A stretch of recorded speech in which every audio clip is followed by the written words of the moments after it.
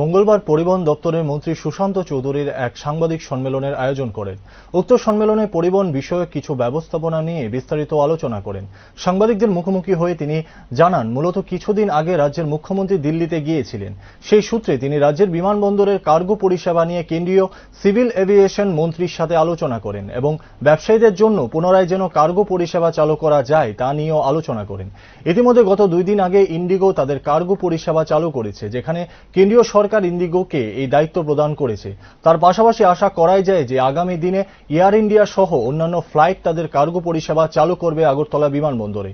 শুধু তাই নয়, তিনি ওদিন রাজ্যের মুখ্যমন্ত্রীকে ধন্যবাদ জানান ওনার অক্লান্ত পরিশ্রমের দরুন রাজ্যের বিমানবন্দরে পুনরায় বিভিন্ন নতুন ফ্লাইট পরিষেবা চালু করার জন্য। মাননীয় মুখ্যমন্ত্রীর ভিজিটের সময় দিল্লিতে উনি কার্গো সার্ভিসকে আবার ত্রিপুরা রাজ্যের মানুষ, ত্রিপুরা রাজ্যের ব্যবসায়ীদের সুবিধার্থে চালু করার জন্য সেখানে দাবি জানিয়েছিলেন। গত কয়েকদিন আগে, 2 দিন আগে ইন্ডিগো, আপনারা জানেন যে কার্গো পরিষেবা সেটা চালু করেছে। কেন্দ্রীয় সরকার ইন্ডিগোকে সে দায়িত্ব প্রদান করেছে সেলফ হ্যান্ডলিং এজেন্ট হিসাবে। আমরা আশা করছি খুব শীঘ্রই এয়ার ইন্ডিয়া বা অন্য যে ফ্লাইট সার্ভিসগুলো রয়েছে তারাও এই কার্গো সার্ভিস চালু করবে। বর্তমানে ইন্ডিগো সেটা চালু করেছে, যেটা বিগত কয়েক মাস ধরে বন্ধ অবস্থায় পড়েছিল। মাননীয় মুখ্যমন্ত্রীকে আমরাও ধন্যবাদ জানাবো।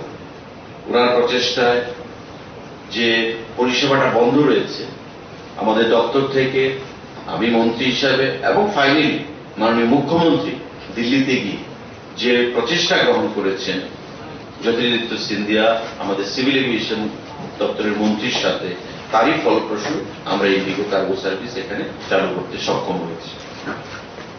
Operation of night flights from এমবিবি airport, এটা আমাদের দীর্ঘদিনের একটা দাবি। মাননীয় মুখ্যমন্ত্রী ওনার ব্যক্তিগতভাবে উনি চিঠি লিখেছিলেন বিগত দিনে, এবং বর্তমানে 24 তারিখে এপ্রিল মাসে দিল্লিতে জ্যোতিরাদিত্য সিন্ধিয়ার সাথে কথা বলেছেন 24 ঘন্টা আমাদের নাইট ফ্লাইট সেখানে চালু করার জন্য। আপনারা জানেন যে এখানে 7:45-এর পর কোনো ফ্লাইট চালু